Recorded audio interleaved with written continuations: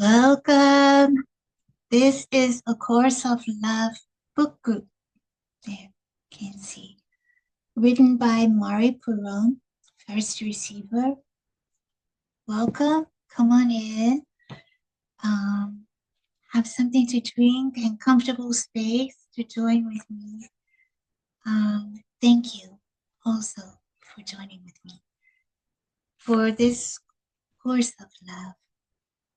This book is something that I read very slowly so that each word can sink in because the word becomes made flesh. So this book is really about love, revealing who we truly are, which is love. So it's revealing love to love. So today we are on chapter 7. It is called Withholding. Can you see? Withholding. Sorry. Okay. I will begin reading. If anyone comes in, they can. Hello, Linda. Welcome. Good evening. How are you? Wonderful. Wonderful. Isn't it wonderful? So many people are watching the videos and joining with us for A Course of Love. And it's so exciting. I was just saying that this book is really about, feels like to me, a book about love, revealing to love who we are. Does that make sense? Sounds beautiful. So we're on chapter 7, and it's page 52. So, would you like me to read first, or would you like to read? Yes, please. Go ahead. You read first. Okay, I will do that. Chapter 7, Withholding. A major thought reversal is required now before we can go on. It has been stated and emphasized countless times before, and it will be here as well. What you give, you will receive in truth. What you do not receive is a measure of what you withhold. Your heart is accustomed to giving in a way that your mind is not. Your mind would hold on to every idea for what it might bring you, and is resentful of those whose ideas do come to fruition and succeed in getting desirable things within this world. I had that idea. You lament when another succeeds where you have failed. I could have been where that person is, if not for the unfairness of life. You wail. Your mind dwells in a world of its own, made up largely of if onlys. Your heart, on the other hand, knows of giving and of a return not based on the world of your mind or of physical circumstance. Despite disappointments most severe, your heart knows that what you give, you receive in truth. And yet you would withhold a piece of yourself even from love. And this is what we must correct. For what you withhold, you cannot receive. and you cannot receive a piece of heaven, nor know a piece of God or your own self. Your giving must be total for you to receive in truth. You will concentrate more now, however, on withholding than on giving, for you do not yet understand what you would give, for you do not recognize what you have to give. You do, however, recognize what you withhold and can begin to recognize this in every situation. As the awareness of your withholding dawns upon your heart, you will begin to realize what you do not give, and with that realization, what you have to give. Comparison of one thing to another, a comparison that seeks out differences and magnifies them. It names one thing this and one thing that, is the basis of all learning in your world. It is based on contrast and opposites and on separating into groups and species. Not only is each individual distinct and separate, but so too are groups of individuals, pieces of land, systems and organizations, the natural world and the mechanistic world, heaven and earth, divine and human. In order to identify yourself in this world, you have had to withhold a piece of yourself and say of this piece, this is what makes me uniquely who I am. Without this piece of yourself that you have determined to be unique, your existence would seem to serve even less purpose than it does now. Thus, that which is most separate, or that which you have determined separates you the most, is that which you value most highly.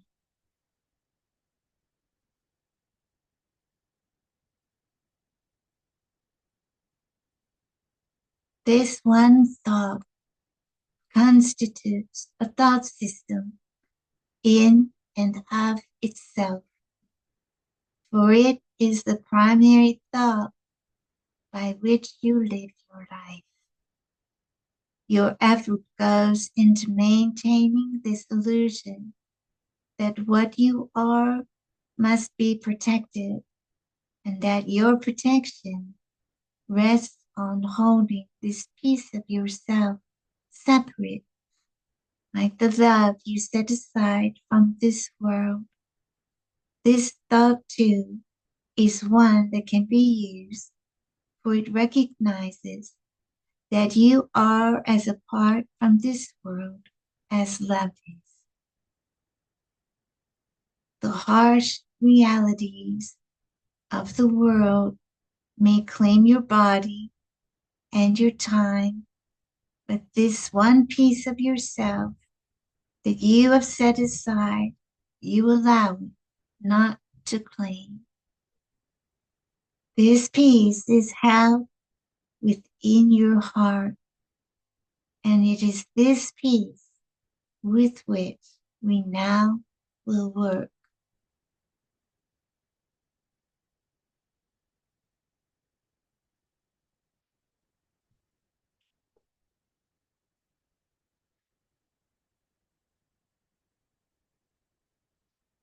This is the piece that screams never to that which would beat you down. Life is seen as a constant taking away and this you claim will never be taken from you.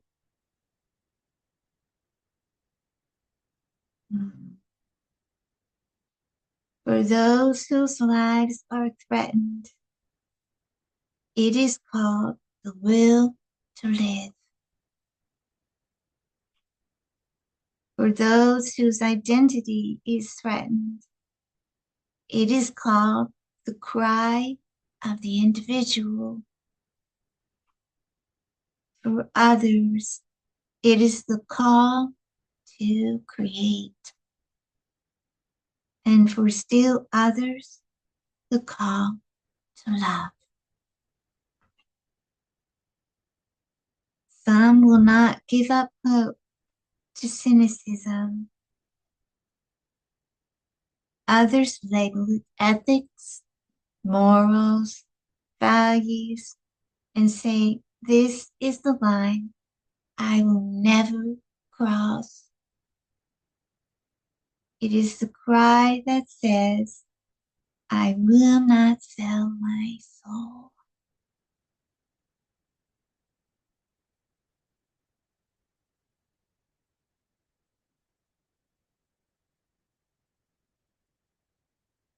Rejoice that there is something in this world that you will not bargain with, something you hold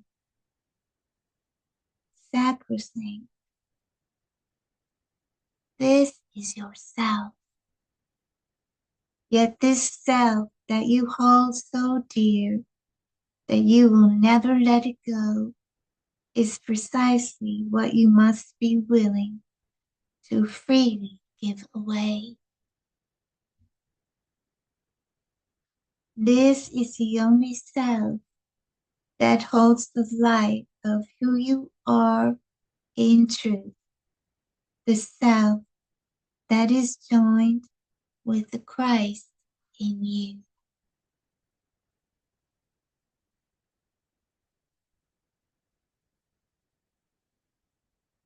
To this self is this appeal put forth. Let it be heard and held within your heart.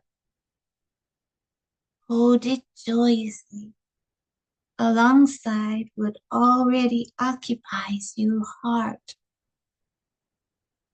The love you set aside and the peace of yourself that you won't let go.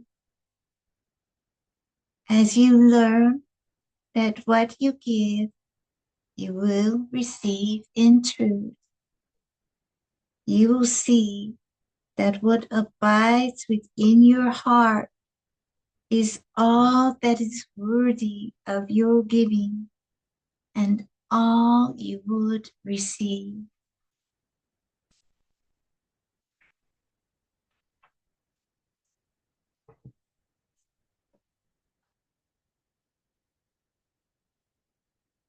Let us return now to what you would withhold and see the effects that this withholding has had upon yourself and the world that seems to hold you separate. This is, indeed, the first and most general lesson in regard to withholding. The world does not keep you separate. You keep yourself separate from the world. This is what has made the world it is. What you withhold allows illusion to rule and truth to be locked away in a vault so impenetrable and so long secured that you have thought it forgotten. You have not realized the vault is your own heart, or that the truth is what you have chosen to keep secure and set aside there. When you believe that this is so, and that what you give away, you will receive in truth, you will throw open the doors to this safe house, and all the joy you have kept from yourself will return. A great exchange will happen as a powerful wind sweeps through your heart, and all the love you have denied the world will be released. It will flow in every direction, leaving not a corner of the universe untouched.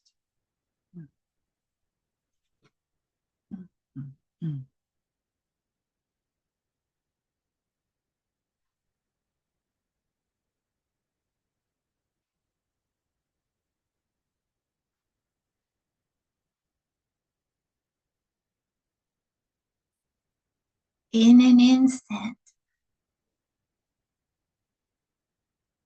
the eternal will be upon you. Death will be a dream as the wind of life, reunited with itself, gathers from directions that are beyond direction and breathes life back into what has so long been locked away.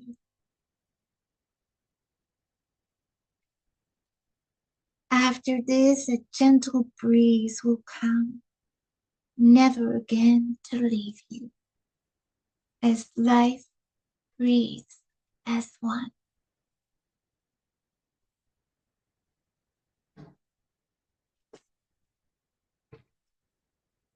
Your withholding takes on many forms that nonetheless are merely effects of the self same cause that keeps truth separate from illusion.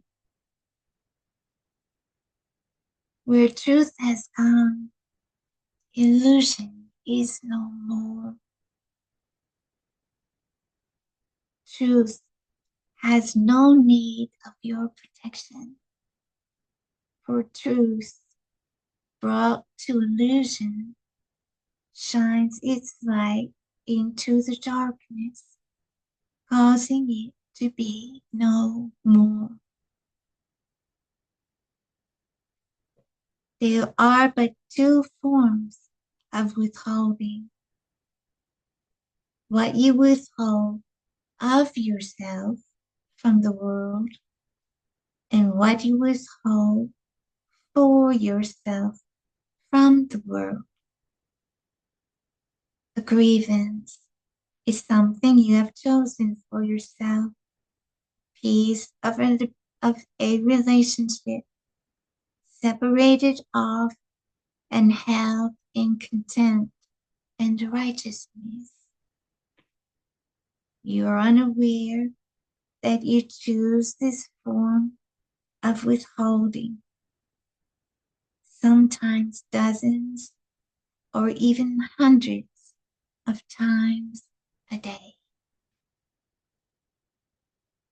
An unreturned phone call, a bit of traffic, a harsh word spoken, an unremembered errand, all can be resentments you hold to yourself and refuse to let go.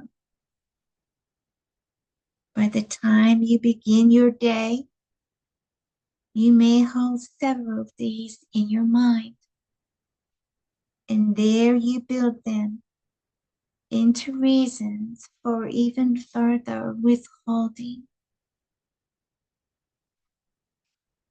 Now you have an excuse or several excuses for a bad day. Why should you give anything to anyone when your day has already treated you so badly? You withhold even a smile because you have chosen grievances over love. You might choose to tell those you encounter of your bad day, and if they are properly sympathetic, you may feel that you have gotten something in exchange for the resentments you carry. And if the exchange is determined to be of equal value, you might let them go.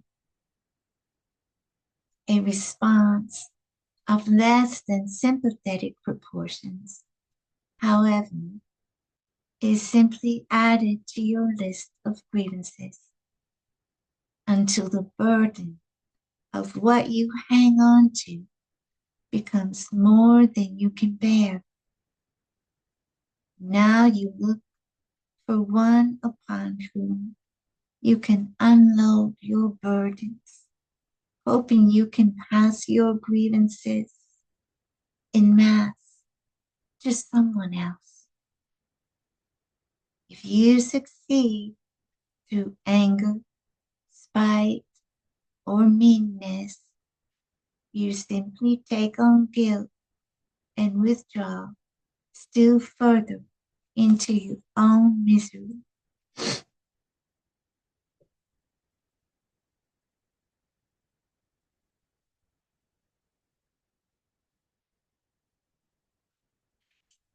Anytime anyone would like to read, just let me know.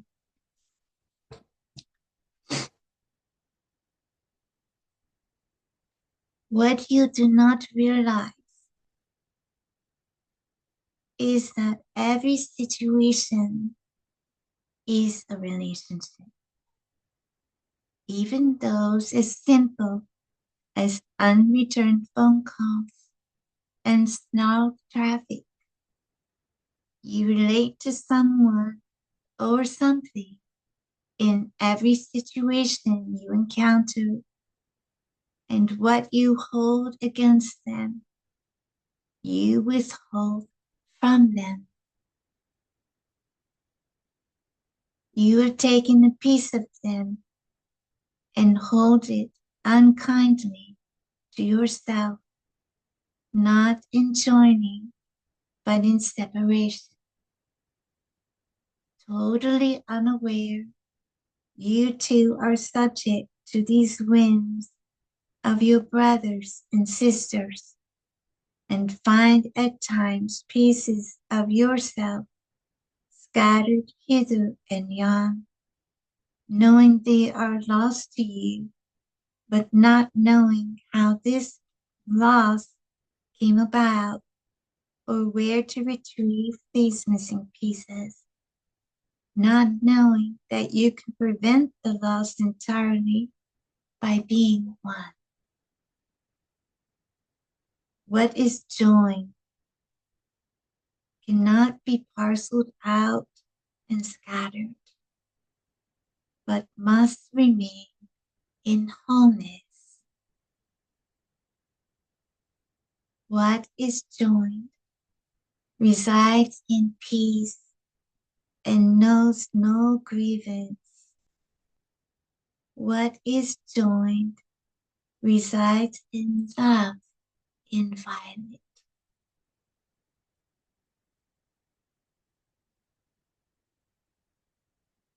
There is another way in which you withhold pieces of relationships for yourself. This withholding is not of the form of grievances, but of the form of specialness.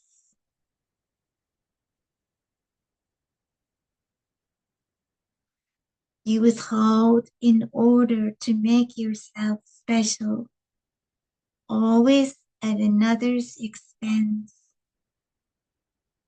All your efforts to best Your brothers and sisters are thus all competition, all envy, all greed.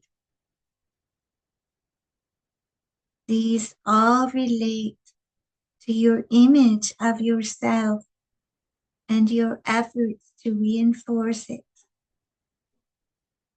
This is this is your desire not to be intelligent, but to be more intelligent than your colleague. This is your desire not to be generous, but to be more generous than your relative. This is your desire for wealth that is greater than your neighbor's, attractiveness greater than that of your friends, success greater than that of the average man or woman. You pit yourself not only against individuals, but groups and nations, teams and organizations, religions and neighbors and family members. This is the desire to be right or in control or to have more or be more. This is life based on comparison of illusion to illusion.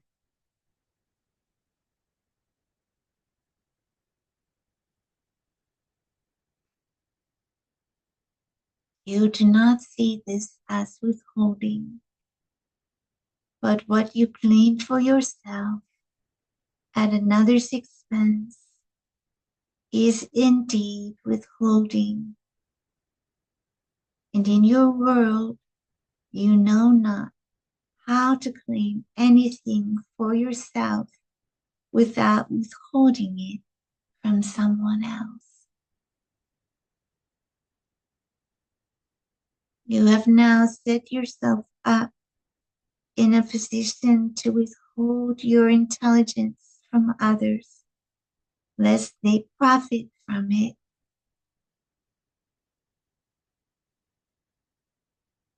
You want your intelligence known and recognized, but you want it known and recognized as yours.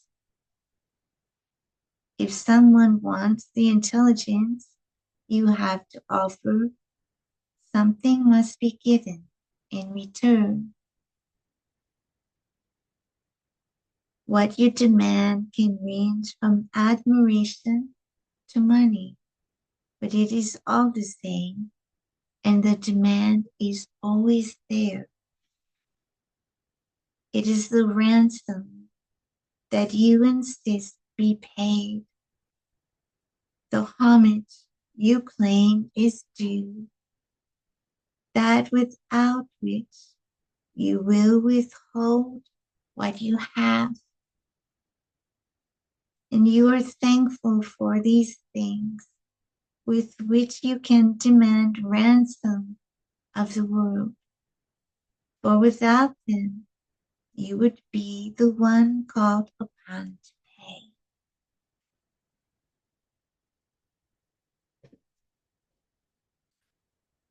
These are examples of what you withhold from the world for yourself.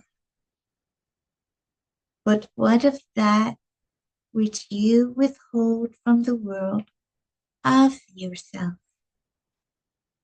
Both these things are much the same in truth. For what you hold away from all the rest, what you hold for ransom, and do not freely give, you do not have the use of for yourself. Those ideas that you save up, that creativity that only you would benefit from, that wealth you would amass. These things are as useless to you when saved for yourself alone as they would be if they did not exist.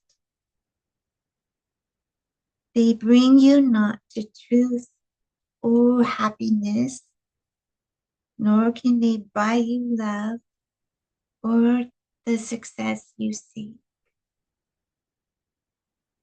What you withhold from the world, you withhold from yourself, for you are not separate from the world. In every situation, what you would keep is what you will not have, because you keep it only from yourself.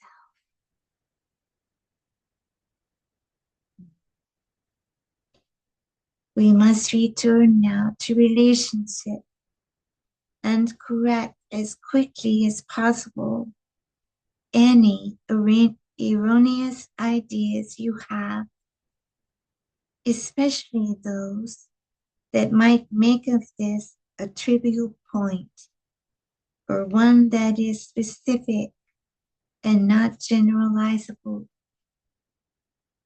All relationship exists in wholeness. The small examples used earlier were meant to help you recognize relationship itself, relationship as something different from the objects, persons, or situations related to. Now we must expand on this idea.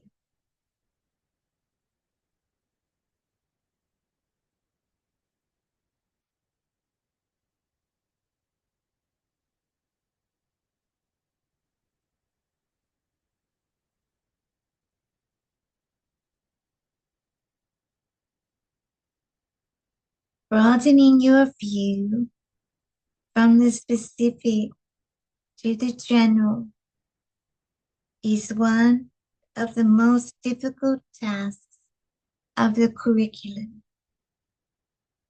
It is easy to see why this is so when you recognize how bound your thinking is to specifics.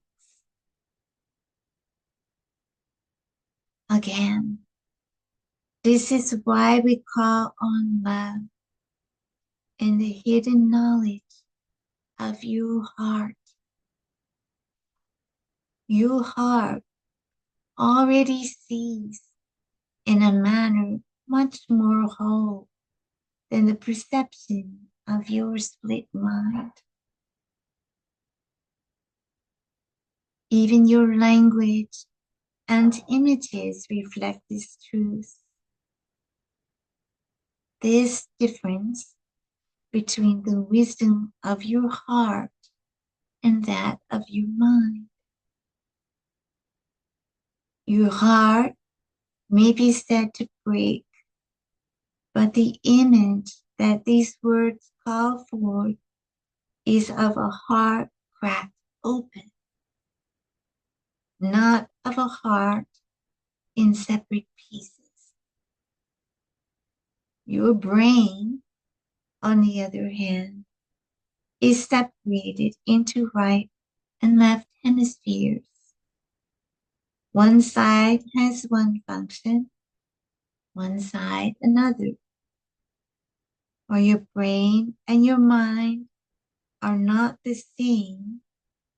Your image of your mind and what it does and does not do is linked with your image of your brain.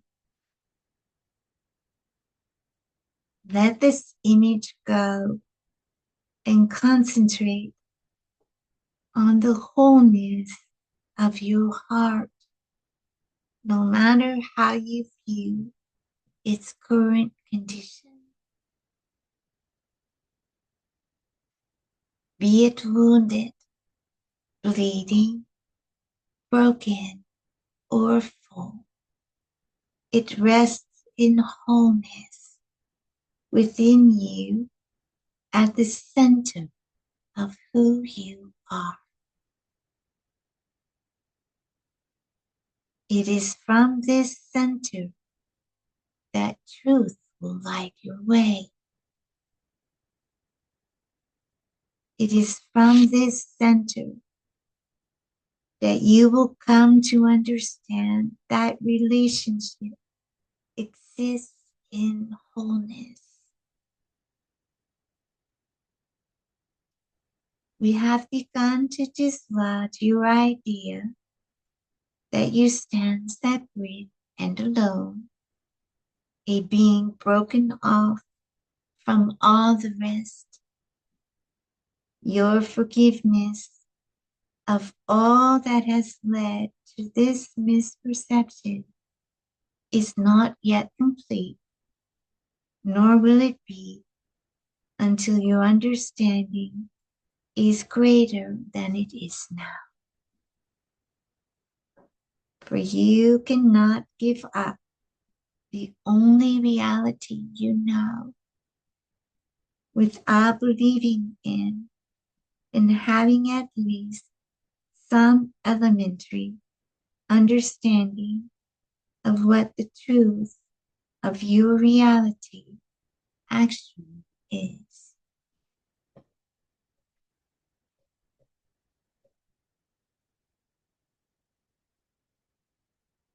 If you cannot be alone, you must be continuously in relationship. Thus, relationship must not depend on interaction as you understand it. It is easy to see the relationship between a pencil and your hand, your body and another, the actions that you do and the effects they seem to cause. All of these relationships are based on what your senses tell you, the evidence you have relied upon to make sense of your world. Those who have developed resilience on ways of knowing not governed by the acceptable, those who have developed reliance on ways of knowing not governed by the acceptable senses are seen as suspect. And yet you accept many causes for your feelings, from variations in the weather to unseen and unverifiable diseases. You have given others, whom you see as having more authority than you, license to provide you with their version of the truth. And for consistency's sake, you choose to believe in the version of the truth most predominant in your society. Thus, the truth is different in one place than it is in another, and it even appears to be in conflict. You cling to known truths,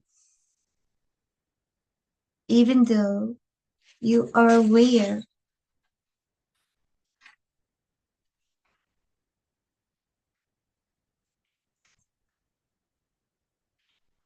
of their instability in time as well as place. And so you live with constant denial that even what is known to you is not known at all. You thus cling to the one sure thing that permeates your existence, the knowledge that death will claim you and all of those you love. Realize that when you are asked to give this up, you are asked to give up an existence so morbid that anyone with any sanity would gladly toss it to the wind and ask for an alternative. An alternative exists, not in dreams of fantasy, but in truth, not in changing form and circumstance, but in eternal consistency. Accept a new authority, even if only for the little while that it will take you to read these words. Start with this idea. You will allow for the possibility of a new truth to be revealed to your waiting heart. Hold in your heart the idea that as you read these words, and when you finish reading these words, their truth will be revealed to you. Let your heart be open to a new kind of evidence of what constitutes the truth. Think of no other outcomes than your happiness. And when happiness comes, deny it not, nor its source. Remind yourself that when love comes to fill your heart, you will deny it not, nor its source. You do not need to believe that this will happen, but only to allow for the possibility of it happening. Do not turn your back on the hope offered here. And when new life flows in to release the old, forget not from where it came.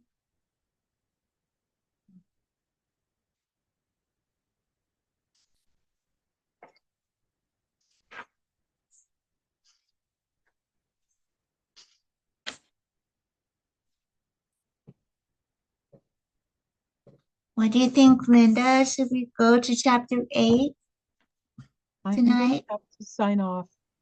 I thought this was a very good place to end. Yeah, I was Um, feeling that very, too. very important message. Yes. Okay. So thank you to everyone who watches these videos later. So that ends chapter 7 of A Course of Love by Mari Perron, first receiver. And we will continue next time. Thank you. Blessings.